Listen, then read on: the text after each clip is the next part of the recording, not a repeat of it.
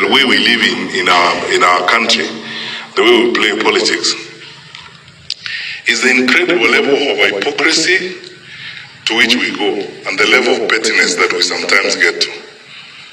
Because just picture a situation where I am the Minister for Interior, I sit in the National Security Council, and I go out in public and complain about the Inspector General who sits with me in the National Security Council.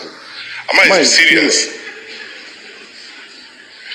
You know, this phrase about there being the deep state. First of all, understand the origin of this.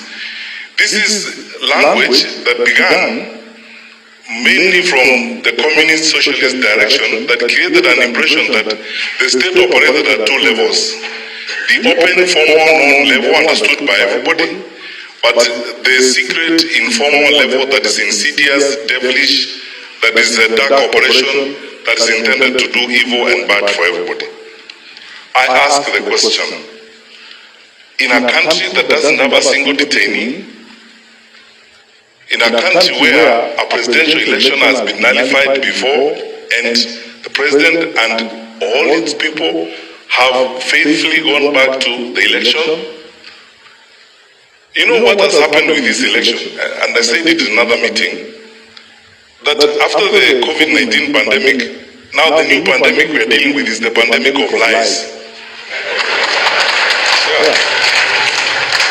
It is a pandemic of lies.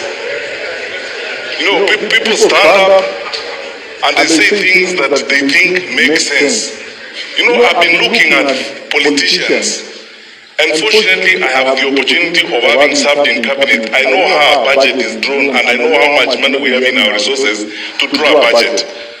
When a political leader, a national leader tells people, I will put aside 150 billion for market women, I'll put aside 50 billion for border, I'll put aside 100 billion for this. I know how much our budget is and the projected growth of our budget. That time we have not talked about the amount of money that we are taking to counties, you have not talked about transfers for the education sector and so on. Where are you going to get that money to provide that kind of service? You're just lying to those people because you are telling them things they want to hear. And because they won't ask you questions, you just get along with it. You know, when you keep saying there's deep state, who is that? And the people are using that phrase and complaining are members of the National Security Council. They hold public offices. They tell you they are powerful people. So who is that? Not this facade and stories that are being coined and being bandied around, just so that people create excuses and they camouflage around things that don't exist to survive, or create excuses and pathways of lying and carrying the public along with them. I want to ask you as church ministers, I am your son, and as a public servant, we have a country to serve. Let us not be victims of some of these lies that you keep hearing around. But things that just don't make sense even to a fool. How would you tell people?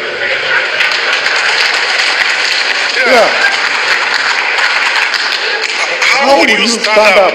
I'm asking you. Bishop, how would you stand up in public and tell me, who is that?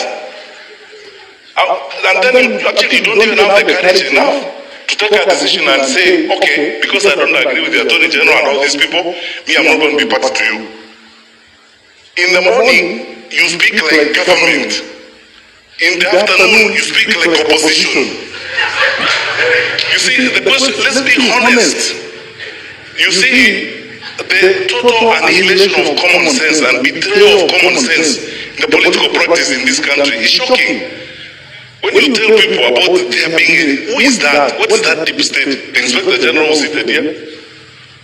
We have passed a constitution that requires us. It's in black and white. You know, even me, if I have to give directions to the Inspector General, the law requires that I put it in writing. And since I became Minister for Interior, I told the nation the other day, I've written 2 such letters, one to Boynet and one to him, to provide policy guidance. And even before I send it, I asked the Attorney General, does it pass muster? The Attorney General says, under the law, you can't do this. So, stop here, let us proceed. Now, how can you turn around in a country of the amount of freedom that we have?